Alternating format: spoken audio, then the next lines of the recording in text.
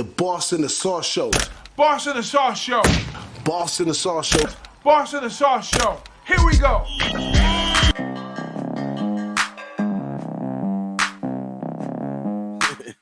But let's jump on over to this. This was right, kind of tricky right here. We might be a little while on here. Y'all got any insight in the chat or any questions or something on this one? Go ahead and pour them in. We going into Ole Miss, the Rebels right here with Lane Kiffin, 10th year coach, 3rd year right here at Ole Miss.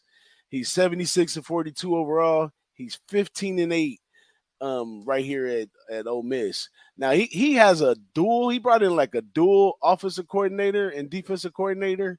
So he has John Baker and Charlie Weiss Jr. at offensive coordinator, and then he has Maurice Crum and Chris Partridge as well on defensive coordinator. Now, after losing quite a few talents from 2021, Kiffin will be digging in his trick bag in 2022, doubling up the coaching and tapping into the transfer portal. It's kind of interesting with this guy, Big Ragoo. You got to kind of give, because we got Nick in here. He's taking notes, man. We got to give him a little insight about Lane Kiffin. Oh, Lane, man, Lane, the Lane train they call him, right? To get on that Lane train, because if there's one guy that could beat Saban, he's the guy. He's always a thorn in Saban's side every time. But he's been around the block a few times, this guy. He's been all over the SEC. He's been all over the West Coast. He's been up and down the Florida coast. He was in your neck of the woods, Nick, when he was down at FAU, messing around down there. So Nick, tricky, we call him Tricky Nick. He's going to trick Lane, our guy Lane anyways. He's the guy that's been around, and Kiffin knows. He knows how to get up and down the field with talent. And I see he's went after a bunch of wide receivers, so that tells me he's going to be loading up and trying to air the ball out like he normally does. He's big on the offensive side.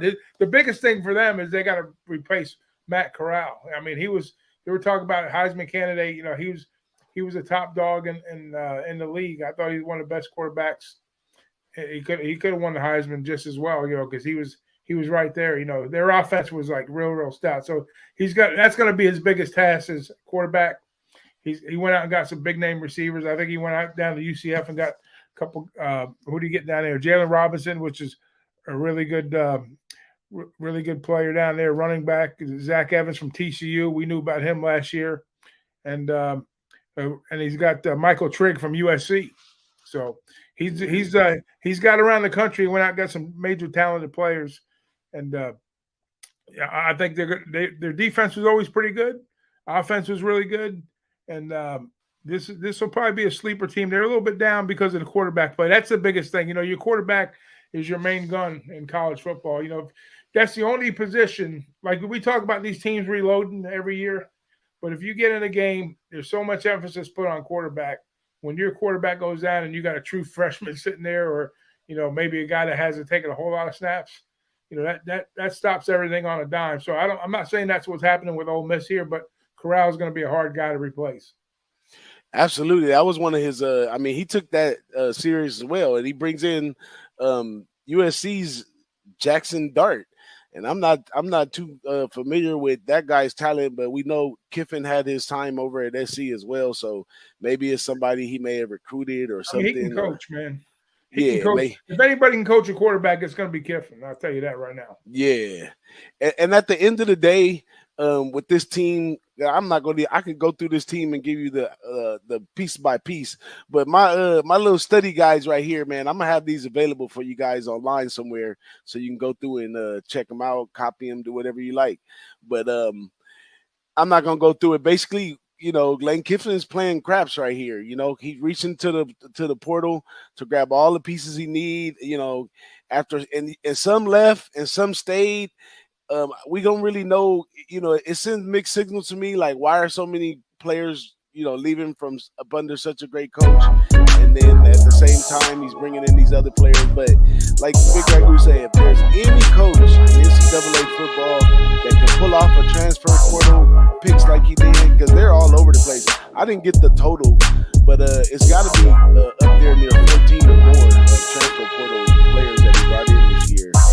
And generally, we haven't seen this really work since the transfer portal been here. We've seen a lot of schools come in and try to just replace all their missing spots with transfer. And, you know, by the third, fourth week of the season, half of them are injured, didn't work out well. You know, you got a couple studs.